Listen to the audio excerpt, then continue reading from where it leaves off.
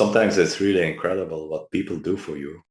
I think everywhere in the world you will find people that are able to help you.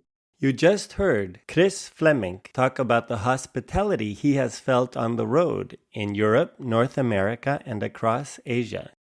If you enjoy hearing about random acts of kindness towards cyclists, then this is the episode for you. With the help of strangers, Kris and his riding partners Johan and Luc overcome inclement weather, water and food shortages, a bear blocking the road, and other perils. Kris will even reveal the country that he believes to be the most hospitable among the many that he has visited. It's going to surprise most of you.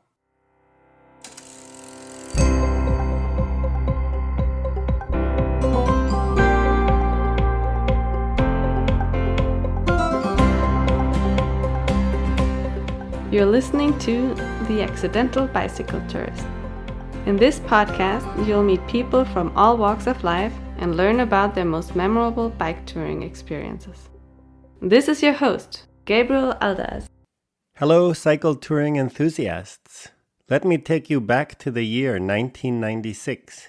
While planning a grand European bicycle tour, my friend Terry and I had a crazy idea. What if we could get in touch with locals and camp in their backyard or crash on their couch? There was just one problem. How? The World Wide Web was still in its infancy. Google did not exist. The dominant browser was Netscape Navigator. Warm showers existed as an offline directory only, and couch surfing did not exist at all. Using my dial-up internet connection,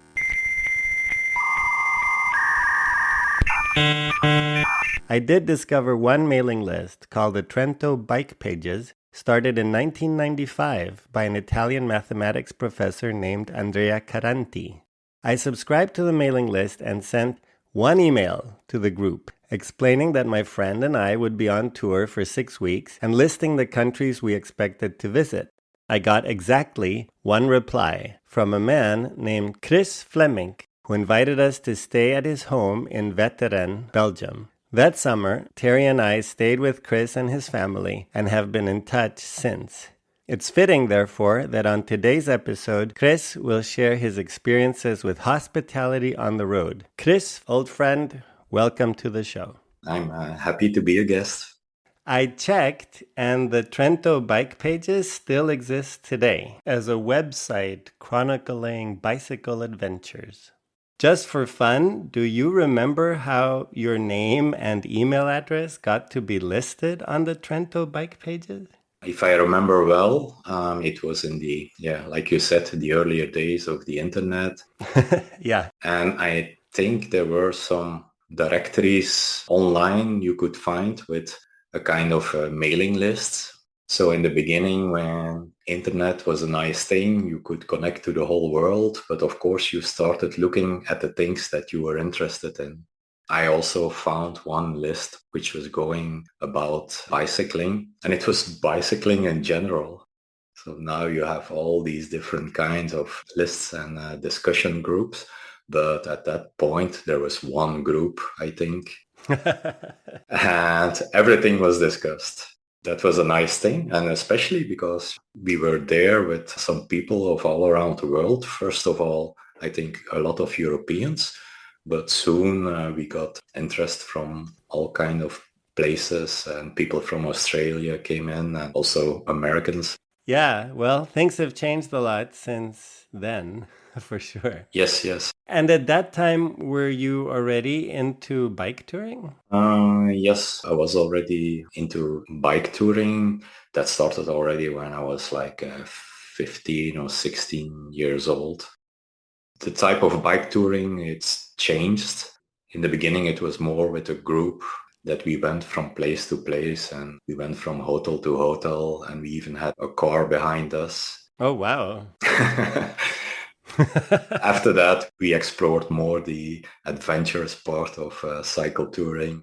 We went on the road with tents and everything. Yeah, and you and I did a little bit of touring the summer after Terry and I saw you. We kept in touch and we toured with a tent for a few days. I guess that would be 1997. I do remember that we ended up somewhere in Germany, and then in France also. Yeah, in Luxembourg. Yeah, true. We did as many countries as we could in that corner of Europe. Yeah, it looks like we did a long trip, but I think it was only like 3 or 4 days before you were heading more south, I think, to go to some other destination. Exactly. Yeah, it was 4 days and 4 countries. That's what you can do there. After our time together, I, of course, kept track of some of your trips, and they got just more and more ambitious. You've by now done so many incredible tours in Europe, Asia, Alaska. As you've thought about the theme of hospitality on the road, what are some of the favorite stories that come up for you from all these many adventures you've had? If we talk about hospitality, I think the moments that are most important, a lot of times it has something to do with the weather. If the weather is very bad, if it's raining or if it's very cold, every kind of shelter or home when somebody lets you in is really nice. But come on, you're from Belgium. You're used to rain most of the year, really. Yes. If you're touring, for example, in Europe, then if you're camping, well, 1 day of rain is okay. If the sun is out the next day, that will still be okay. But if you have like 2 days or 3 days of rain, then your mood is really going down. And some hospitality can make you go through. One case I can tell on the subject is that once me and a friend, we rode end to end the United Kingdom. So that's from the most southern place of the UK to the most northern part, from Land's End to John O'Groats. One day we were at Arran Island. That's already in the north, and it was already a few days really bad weather, but every time the sun came out for a few hours and then everything was fine again. But then when we started from Arran Island, we had to take a ferry, I think early in the morning. We crossed to the mainland and we started cycling direction of Ben Nevis. The Isle of Arran, it's really off the west coast of Scotland. Usually the end-to-end routes that I've seen are through the center of Scotland. So how did you end up so far west? It was in the year 2000, so you did not have all that kind of applications to find your route and to load them in a GPS. We used a guidebook. My friend bought a guidebook. It was just a guidebook on local roads. Just to avoid the big cities, we were going a complete different direction. Okay. We ended up more to the west than the normal route. But we were not doing any record or something. So for us, it was nice to stay on the local roads. That was a lot better than to be on the big highways, because in the UK, you can even cycle on these A roads, which are really incredible. Yeah, the A roads usually have a lot of traffic. They have no shoulder whatsoever. Yeah, so we wanted to avoid that. But there was not such a choice like you have today. Today you go to some kind of route navigation application and you can build your own route in 5 minutes, but that was not the case then. Yeah, well, I remember those days and pulling out the map, and you realize that the road you're on isn't even on the map because the scale of your map is not sufficient. Yeah, true. Okay, so that's how you ended up there. Back to your story. You're headed towards Ben Nevis. Yeah, that was our direction. We did not have any accommodation reserved up front. It was also booking.com did not exist. Airbnb did not exist yet. And we also did not have any smartphone. It was still the year 2000. But England was full of bed and breakfasts at that time. They were well signposted. So normally in every place that you arrived, there was a sign to a B&B, and normally that would only take us like 5 or 10 extra kilometers, and we were able to find a place to sleep. We did not have any camping gear at that moment, so we decided let's go for the B&B option, and that's how we were on the road. So that day we crossed to the mainland. So we were in Scotland, we started to cycle, but that whole day it was raining. And it was raining in all different modes. It was sometimes drizzling, but sometimes it was real extreme pouring rain. Finally, we were so fed up in the evening, like, oh my God, this is really the most terrible day that we had. The route was nice. So we were in the area where you had a lot of lochs, like Loch Ness and other stuff. We started to look quite fast for a B&B because we wanted to get rid of the wet clothing.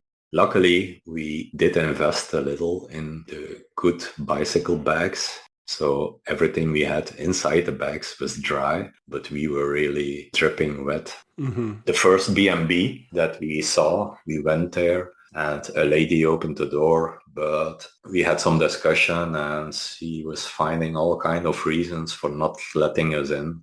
So the room was not big enough and we would not be able to store the bicycles. And finally we felt, okay, we understood how we looked, that the lady did not want us in the house. So that was a bit of a disappointment. We even went to a second B&B and that was like the same story. Mm-hmm. Finally, I was thinking, oh my God, please let there be somebody that let us in, because like this, we are not able to do this for the whole night. So finally, I think the place, I do remember the place because this was quite an interesting name. It was North Balakulish, I think. Who could forget that name? And we saw another sign to the B&B, but when we arrived there, we saw it was like a small castle and it was next to the loch. We also rang the bell and a nice lady opened the door.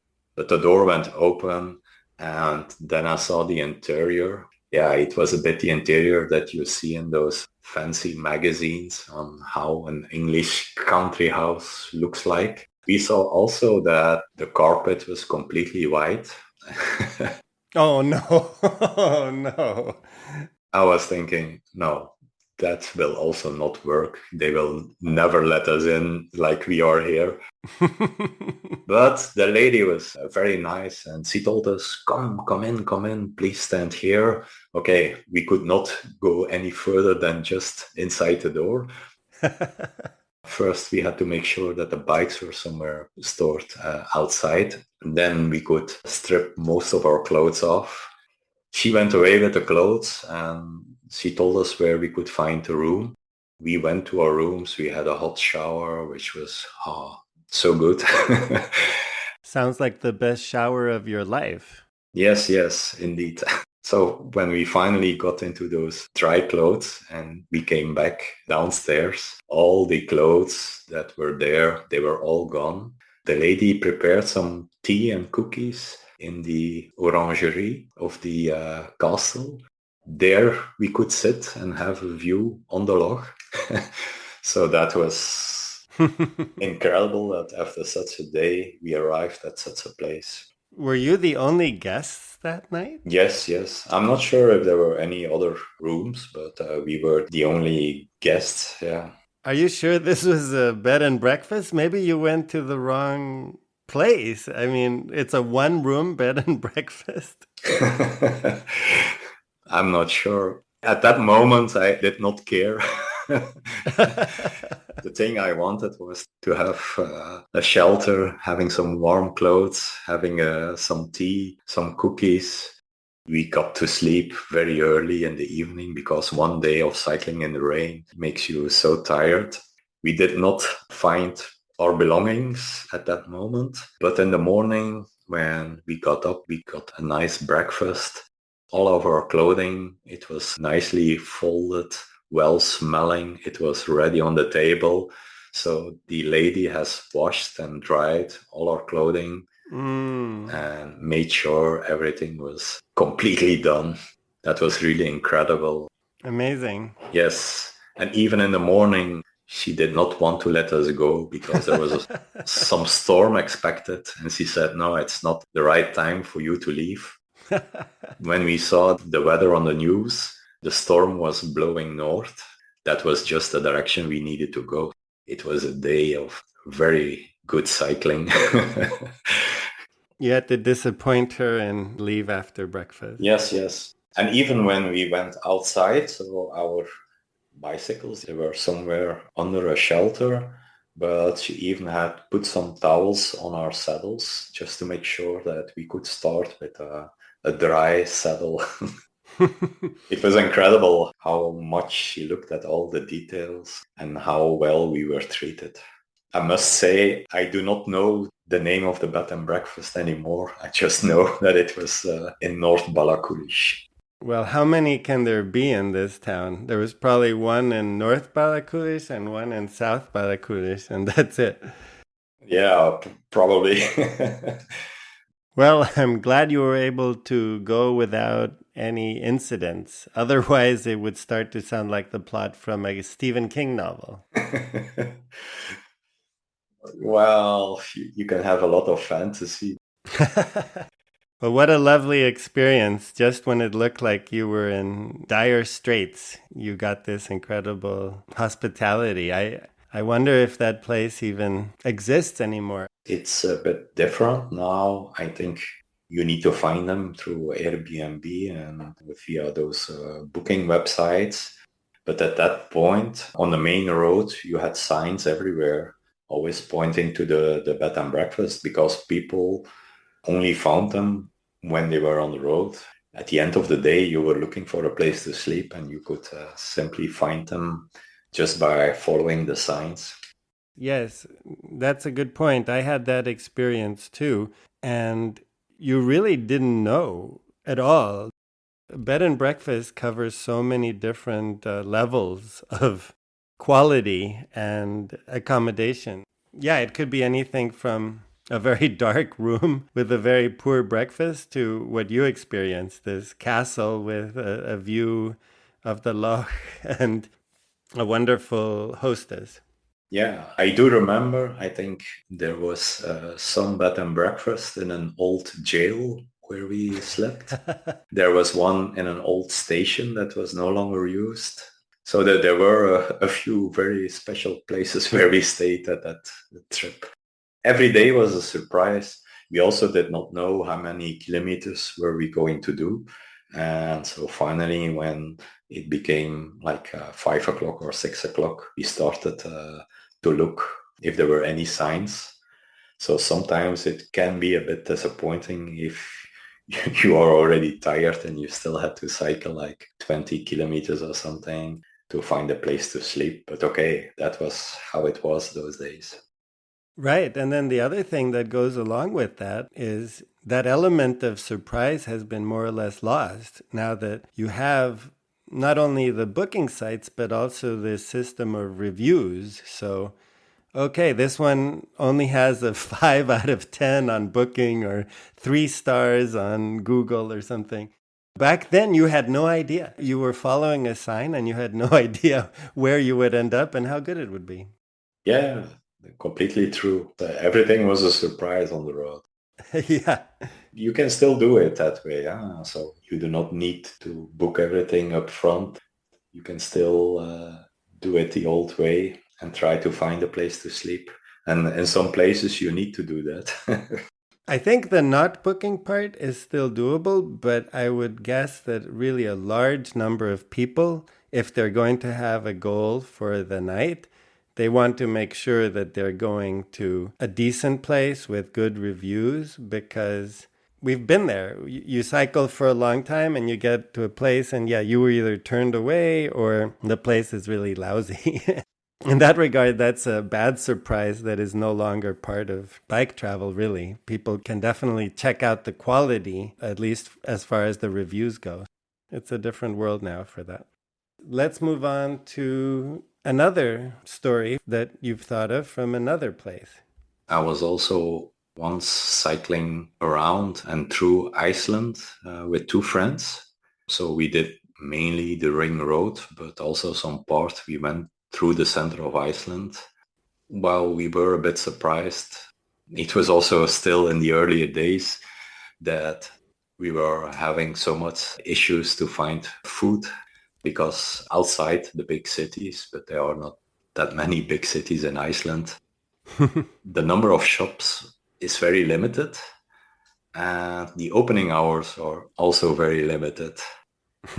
Mostly we were always arriving at a bad timing and the shop was closed. So we had several days that we really had to eat everything we had, and then even days without food. But luckily at some different places we have met some travel groups that were there, and mostly, and that was fantastic, they invited us to eat with them and to join for a meal, which was very nice, because if you're really hungry or you have cycled already half of the day or the whole day without food, then it's really nice that you could join for a meal. Although I do understand, sometimes we were used a bit as an extra attraction for the tour group. So invited us, the crazy cyclists.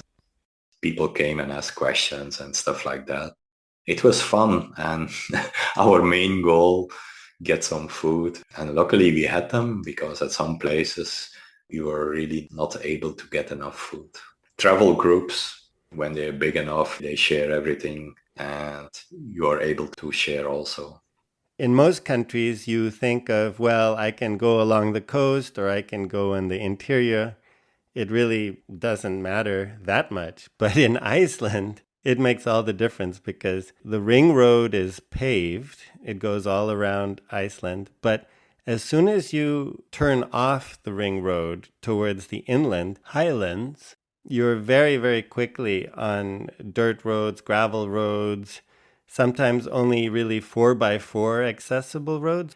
The route number always has an F in front of it, I believe. F this, F that. Wait, that sounds wrong. I had the biggest amount of washboard also in Iceland. That was sometimes terrible with a bicycle. Yes. And in the inland of Iceland, you also had to do a lot of river crossings. Mm-hmm. We were there in June, then still the water is quite high in all the rivers. And freezing cold. Yeah, indeed.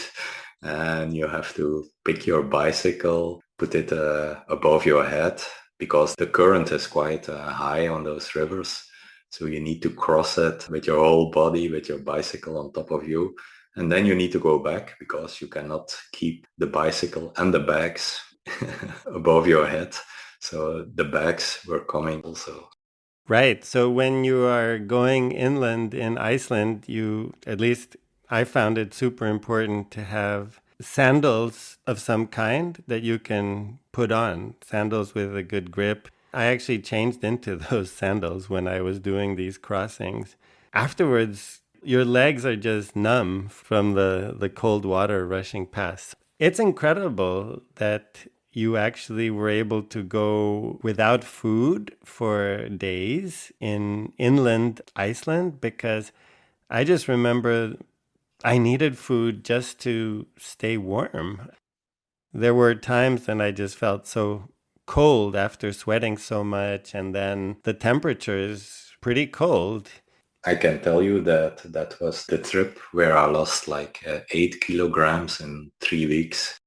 Oh gosh. Sometimes I'm thinking I need to do that trip again so that I will be back on my old weight. Maybe that gives an idea on how much food we had. So that was one thing. And then the other thing was, I can imagine that for these tour groups, it's more of a Wild West scene. You have the settlers with their wagons, and then suddenly over the horizon come these three banditos with their iron horses. Yes, their iron horses. The other iron horse. Yeah, it was even so that at some points there were so many mosquitoes that we were riding with the buffs on top of our nose and over our mouth. We were really looking like bandits on our on our way. The touring cyclist in the middle of nowhere. That must have been quite an event for these tour groups. What kind of groups did you meet? Were these horseback trips or jeep trips? It was mostly jeep trips. And those big off-road buses that we have met, if they stopped at noon or in the evening, they built up some kitchen, outdoor kitchen, and they created lunch or dinner. And that was nice to, if you were really hungry, go with the flow and also had some meal. Well, you could probably smell it from a long way off. Yes, yes. I think there's a tour group over the next ridge. Let's go. Well, finally, in the end, if you had like one or two occasions like that, you start to hope maybe there could be like some tour group somewhere. And let's hope that we see some people there. Yeah, you start to look out for them and hope to find them. Yes, true. You've mentioned friends, but you haven't really given their names. Oh, yeah. The end-to-end trip, with which friend was this? That was with Johan. He's a bicycle mechanic. So that's always nice to be on a bicycle tour with a bicycle mechanic. Okay, and in Iceland? In Iceland, he was also there. One thing I remember is it was probably in the year 2000 or 2001 that as a bicycle mechanic, he created a gravel bike. The gravel bike that you have today, he created that at that moment as it was for him like the best bike to cycle through and around Iceland. At that point, I was thinking, oh, maybe it's not a bad idea.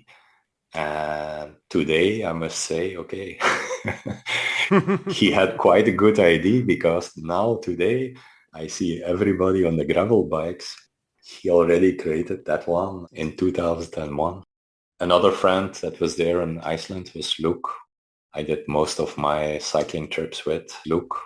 We have been in so many places together. I remember Luc from some of the trip reports. Yeah. Actually, it's interesting, too, that you mentioned the gravel bike, because it's important to remember that back in these days, what is now considered the bike packing setup wasn't really well known at that time. So I think now people who might go to Iceland for this backroads tour might use more of a bike packing setup with a gravel bike. Back then, you were probably using more the traditional racks and panniers and all that. Is that correct? Yeah, that's true. Most of my trips I just did with a mountain bike that was changed, a bit tweaked to do long touring trips. And since we were always on the lookout for some more adventurous roads, riding on a mountain bike was really a good thing. You could not do that on the normal touring bikes they were selling at that moment. Trek was having some bicycles for touring, but they were looking a bit more like race bikes. Yeah, the tires were obviously narrower and... I think you had one good reference for touring bike, and that was the Koha World Traveler. But now today, you have so much choice. It's incredible. That was Iceland. Sounds like a very memorable trip as well. You didn't stop there. You kept going. Yes. What's your next story? Where's that taking us to? In Georgia, the country, not the state. It was, quite a rough country. We were always happy to find a place to sleep and also to get some food and drink somewhere. It was almost at the end of our trip. We were moving to Turkey, but one of the last stops in Georgia, we stopped at a bar. And when we entered, two guys in Lycra that enter a bar in Georgia in a small town, everybody is looking up. Immediately, the owner, he saw us and he said, "Come with me." There was some room next to the bar where we could sit with him, and immediately we got some drinks and some snacks. We had to drink some vodka with the owner. What was the time of day here? It was in the morning at 10 o'clock. Okay. Okay, get an early start. Yeah, we were used to those Soviet countries, so we know if somebody offers you a drink that you have to take it. Right. And you can refuse later, but not yet directly. We took the drink and we cheered with him. We had one. And immediately, of course, there was a second one. We were looking at each other and we were thinking, okay, it's 10 o'clock. We still need to cycle the whole day. We cannot continue to do this. So we had the second one. And then we tried to explain that we could not have any more if we wanted to cycle for the rest of the day. Luckily, he understood more or less. Yeah, as a cyclist, you need to be careful. It's not only in the morning, also in the evening, you need to be careful because the next day you need to be back on the bike and you need to be fresh, and it does not help the vodka. 1 or 2 is okay, but nothing more than that. Immediately we were getting some beer drinks. In that area, you can have some lemonade made of beers, and that was really nice. We had 2 of them, and then the alcohol was already a bit less then. And when we wanted to leave, they did not want to accept anything from us. So they told us, you have been guests and guests do not have to pay. Everybody was waving at us when we finally started again on the road. They waved goodbye and they went back to drinking their vodka at 10 in the morning. Yeah. Are you aware that there's a Georgian proverb that says every guest is a gift from God? Did you know that? No, I did not know. Guests are allowed to stay at somebody's house for an indefinite period. In Georgia, they serve you food and drink all the time, and you're really not supposed to, as you mentioned, decline any of it because that's seen as really impolite. Yeah. It's a country where hospitality is very important. Yes, we've been to still some other places where there was even more hospitality. Sometimes it's really incredible what people do for you. Yes. But also in US, you can find lots of people that are friendly, that are helping you. I think everywhere in the world, you will find people that are able to help you. There's a pretty funny discussion of that in the episode titled Get Out of Your Comfort Zone with Christopher Briscoe. Typically of the US, he is asked if he's going to bicycle tour with a gun, because the perception is that it's not safe to bicycle tour in the US because you might get shot. You know, these are American people talking to an American, and Christopher reports that really 99.9% of the people in the US will do everything they can to help you out. Yeah, I only did one big tour in America. It was in Alaska. And there people were carrying guns a lot. Where did you see the guns? We saw a lot of people hunting. In the northern part of Alaska. Everybody had, I think, guns in the car just for safety and for bears. In Alaska, there are not that many people without guns. Right. Tell us a little bit now about this Alaska trip. Where did you start and where did you end? And was this also the usual suspects, Johan and Luc? Yeah, the usual suspects, Johan and Luc, were also there. So it was already September. It was late in the year to start cycling in Alaska. Because it was quite late, we started from the north. So we took a flight from Anchorage to Prudhoe Bay. We started at the northern ice sea where you have all the oil fields. There's a small village really there up in the north. It's also where the pipeline starts and where also the Dalton Highway starts. When we started from Prudhoe Bay in the morning, I think the first sign we saw was that there were no services for 240 miles. With a car, that's okay, but on a bicycle, on a gravel road that you would not cover 240 miles in a day. No. Even not in 2 days. We knew that we were going to be like 3 or 4 days on the way before getting any services. So it's mainly a gravel road.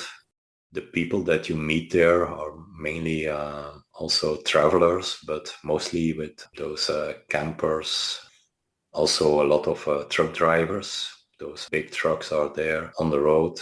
and a lot of hunters, like I was just telling you. Mm-hmm. There was also in the beginning, there was somewhere a sign, no rifle hunting, only bow hunting. So I was a bit surprised to see a sign like that. And then I was thinking, oh my God, they are really doing it the old way. I don't think it's a bow and arrow. Yeah. I mean, not in that traditional way. No, no, no, no, no, no. It's a very modern bow. Yeah, finally I've seen a hunter and he had like a very high-tech crossbow. My imagination was bringing me to the wrong idea. Yeah, we're back on the theme of the Westerns that we had earlier. In Prudhoe Bay, there's a big shop where you can still buy groceries and stuff like that. So we started fully with food and a lot of water and drinks. But finally, taking everything for like 3 or 4 days, it's almost impossible on a bike. We started to ride and it was still warm at that time. The disadvantage of it being warm is that you have to drink a lot. And then, of course, your water is going much faster than expected. Yes. Somewhere after 2 days, we have used all of our water. We had some purification tablets with us. We also had a stove and some gas. We have taken water from, I think, even from a pool, and we cooked it. But it became really a problem for our water. Mm-hmm. Or we need to decide to cook it every time, or we need to find some extra water. And how was it in terms of water sources, like streams or anything like that? Yeah, sometimes there were streams, but it was not that easy to get to the stream. And sometimes the current was also high. I do remember that one time I even lost a bottle because the current was too high. Immediately it was taken out of my hand, and luckily a few hundreds of meters it stopped somewhere and it was blocked, and then we were able to get it back. Oh, nice. Luckily. Finally, we found out that most of them, the people there on the road, they were also carrying a lot of water and drinks. Often they came to us and they asked us, do you need something? We have a lot of things in our car. Do you need some extra water? Luckily, we were saved by a lot of people like that. The Dalton Highway is following the big oil pipeline. There's also some security guys that do check this pipeline. And those guys, they were also very friendly. Being a security guy there might be sometimes very boring. So if you can have some talk with some crazy cyclists that are there, it might help to get you through the day. The only thing they need to offer us was a little bit of water. And we were also happy. What other challenges did you encounter in Alaska besides water resupply? If you talk about Alaska, everybody thinks about bears. We have done quite some camping in the north, and at night you sometimes hear a lot of noises and you're never sure what it is. We took all the precautions and put our food inside the tree far away enough from the tent and stuff like that. But still at night, when you hear a lot of noise, you never know what is going to happen. During the day, we have seen quite some bears, some of them from a distance, but at some point there was one bear on the side of the road. When we saw him, we just stopped and we did not cycle any further. And we did not know very well how to pass him. We also did not know how long the bear would be there. And even if he disappears, sometimes it's quite difficult to see how far he is from the road. Next to us, some other people started to stop also. And there was some guy with a big camper. And he proposed to us that he would ride his camper next to us. So in between us and the bear. And that he would take care of us to pass the bear with his camper in between. Okay, that helped us really out of the situation because we were not sure how the bear would react when there were 3 bicycles passing with humans on there. Well, you know what they say when you encounter a bear, right? You just have to be faster than Johan or Luc and you're fine. Yes, yes, yes.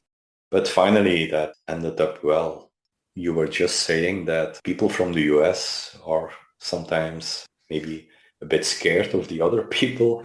But I must say that in Alaska, we were surprised that people were quite friendly.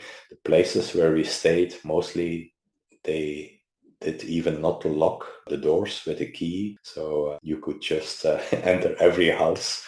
It was never locked. I was a bit surprised because here in Belgium, it's not the case that you can go out and leave your door open. Even though people were mostly armed in the north of Alaska, it was feeling really safe there. Yeah, that's actually true in a lot of rural communities in the United States. People don't really lock their front doors, or sometimes they might leave the keys to the car in the car because they don't want to lose them. It's interesting how different it is, right? Because those same people might also be heavily armed at times. Yeah, true. It's like it's unlocked and it's okay and it's cool. And then if you do try to trespass, they have guns. So, as you know, the Dalton Highway has a reputation for being quite dangerous just because it's this dirt road and there are all of these trucks and the weather can be challenging. Overall, having made it from Prudhoe Bay to Anchorage, did you feel like it was safe? Aside, of course, from the bear and the lack of water. When you're doing trips like that, you immediately get in some survival mode. And I do feel that my body is probably able to do much more than in a normal situation. It was a tough ride, especially those first days on the Dalton Highway, but we never had the idea we are going to die here. The good thing is that when you have the Dalton Highway, you know that at least every hour or something, there will be somebody passing on the highway. That's a good thing. If you get out of the highway and you hide yourself, then it's possible that they will never find you again. Right. Okay, you returned and you were still looking for more adventure. Yes. I already spoke about Georgia, but my friend Luc and me, we had a huge interest for all the old Soviet states. So we went to visit a few stands. Ah, the famous stands. In Persian and Urdu, I think the suffix stan refers to the land of a certain people. Like Uzbekistan, Kyrgyzstan, Tajikistan. Yep. We were attracted by the adventure. So if you go cycling there, every day is an adventure. Finding a place to sleep is an adventure. Getting food is an adventure. It's really nice to be in those countries if you're looking for adventure. The photo you sent me for the episode cover art is you and Luc and a family in Kyrgyzstan. How did you get to meet them? It was quite a lonely road. We were coming from Kazakhstan. I was a bit surprised. We took a border crossing, which was just a container like in a desert. But luckily, we were able to cross the border and we got the stamps. So we entered Kyrgyzstan. Somewhere on the road, there was a family. I think they just finished a picnic and they were starting to pack their stuff. I do remember, I think it's even on the picture, they also drove a Lada. Everywhere you have Lada cars there. In the 1960s, the Soviet Union needed to establish a domestic automobile industry to produce its own people's car. In partnership with the Italian Fiat Group, the government created a state-owned factory on the banks of the Volga River. From 1970, the factory produced cars under the brand Zhiguli. Since this name was hard for non-Russians to pronounce correctly, the brand Lada was chosen for export markets.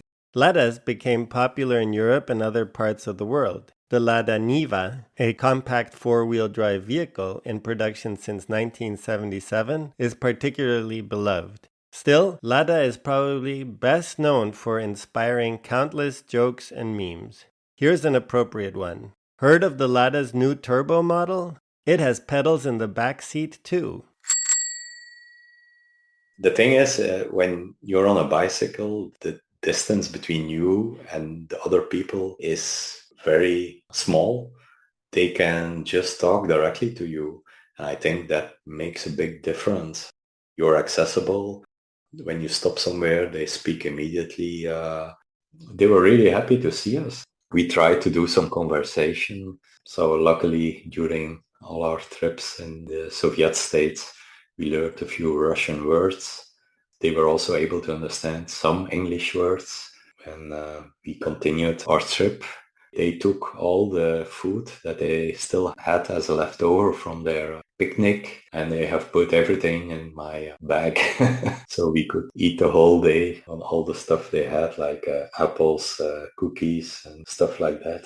It's incredible to think about the hospitality when you think about what a salary for a week or a month in Kyrgyzstan is compared to in Europe. Yes, and that is something you need to know, that people are asking sometimes questions. Somehow they have the idea that if you're traveling on a bicycle, you're not at all rich. Because who would ride a bicycle if you can ride a car? They think, okay, you're maybe a little bit adventurous and you want to do it on a bike, but you're certainly not rich. So often they are asking the question like, how much costs the bike or how much salary you have? And if you know a little bit the situation of the country you're in, I think it's best that you avoid these kind of questions, because I think they would be surprised to see how much people pay for a bicycle here in Europe if they compare it to what they gain every month by going to work. That's such an interesting point. It's very true, and it happens over and over again. When you're traveling on a bicycle, people almost take pity on you. Like, oh, look at this poor fellow. He's loaded down like a mule. He's got this dirty bike. This is just some kind of nomad. Yeah, they have mud on their faces. Yeah. The sweat is all over, the dust. In these countries also, at the end of the day, you're completely dirty. From these old roads, and especially when you're on gravel roads, you start to sweat and then all the dust is coming in. Your face is completely black. It's like these poor people, they're in terrible shape. They also have some sympathy for people that are trying to cross their country or to visit their country on a bicycle. Well, your stories have shown that time and time again, I think, across the planet. I must say, I often get the question like, in which country did you found the most hospitality until now? People are mostly surprised when I say that the hospitality in Uzbekistan was really incredible. There we got food, we get drinks. If you go to a shop, other people that are in front of us or behind us in the line, they paid our bills. No way. Yeah. I was surprised to see that happening. A few occasions we were really stuck in some small village and we were looking for a place to sleep. We were carrying tents and sleeping bags, but we tried to find a real place to sleep first. And that was only when we were not able to that we were going to use the tent. Often it took us only like 15 minutes asking in a small place if we could go somewhere for sleep. And somebody told us, please follow me.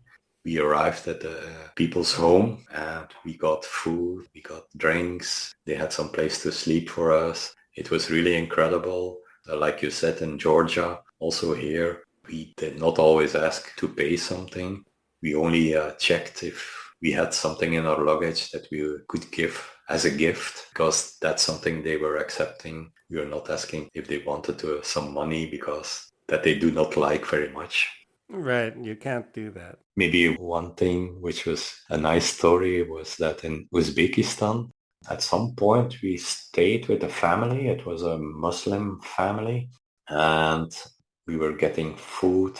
We were getting drinks, but of course the drinks were non-alcoholic.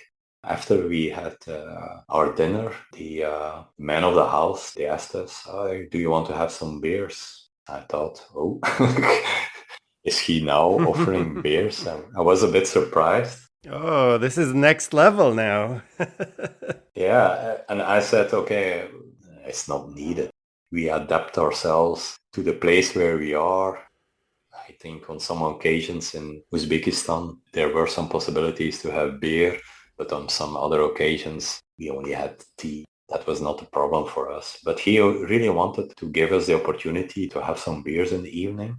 I was a bit surprised what was going to happen. So he and his friend took, I think it was a Lada car. They brought us to some venue. I think there was a wedding happening, but there was also a bar next door. He even went with us in the wedding. So we were a bit surprised that we could just enter a wedding like that and just have a look on what was happening inside. These are the long-lost cousins from Belgium. People were even not really surprised. Of course, in the evening, we were no longer in cycling clothes, so we were already washed and we had some regular clothes. And then we had the possibility in the bar to have a few beers. The man and his friends, they just sat with us in the bar. They were not drinking any beer, but they just gave us the opportunity to have a beer or two. And then we went home again. Is it clear whether or not these men knew anybody at the wedding, or did they just go to the wedding? I do not know, but I know the man was the manager of the local bank. Probably a lot of clients were there in the wedding, I think. Okay. Otherwise, it's the Uzbekistani wedding crashers. It sounds like a really bad movie. Yes. Well, great experience. And what kind of beer was it? Was it some local beer or was it some imported beer? Do you remember? I'm not sure, but it was local, I think. Yeah. Because I was also thinking that Uzbekistan would be almost no alcohol because it's a Muslim country, but I think because there's still the Soviet influence and there's also a part of the people being Russian Orthodox, I think there's still alcohol and beer available like it was in the Soviet days, probably. Well, there has to be vodka. That's true. Did you get to stay in any yurts? In that part of the world, there are yurts. Yes. No, we have seen a lot of them on the road. We have met probably a lot of people that were staying in a yurt, but there we never had the occasion to stay in a yurt. Next time. Yeah, probably. Maybe another story of Uzbekistan is that mostly as a cyclist, you're always on the lookout for fresh water and stuff like that. But we were stopped on the road by a car driver and he was asking us for water. In the beginning, I did not understand very well. Communication is not always going very fluently when you're not speaking the main language. It was water that he wanted to put into his radiator. Aha. We had a small discussion because it would be stupid if we would get into trouble by giving our water away to somebody else. But there were a lot of villages on the way for the rest of the day, so we did not think that there would be any problem getting extra water. We have given him 1 or 2 bottles so that it was enough to fill up his radiator. But after that, it was not yet the end of his problem. He also needed some help to push his car. Okay, we wanted to do that. The 2 of us wanted to push his car. Inside the car, there were also like 3 ladies. They were dressed in niqab. I was not going to ask if they could get out. I thought, okay, this is something that you should not ask. We had to push his car. Luckily, it was not uphill, but there were 4 people in the car and we had to push it. Wait, but the driver, I mean, this guy who asked you, he didn't get out to help push? He just stayed inside? Yes, it seems that he was the only one being able to handle the car. Okay, you weren't just pushing it, you were pushing to get it started. So I guess he was Yeah, true. kind of in the driver's seat to get the engine to turn over. Yeah. All right, we'll give him a pass on that then. I did not want to discuss. We just tried and it worked. Was this car also a Lada? Yes. Again, a Lada car. They are mostly not that heavy, but of course with 4 extra people in the car, that was... So then finally the Lada roars to life. Yeah, we brought him back to life and he continued his way. And I think we made all these people very happy that they continue their way. And also I was happy that for once I could give the favor back and give some water to other people. Yeah, that's perfect. Yeah. Probably because we had such a good time afterwards. It has brought us some good karma that we were also helped for everything on the road. Absolutely. If you're nice to people, they are nice to you mostly.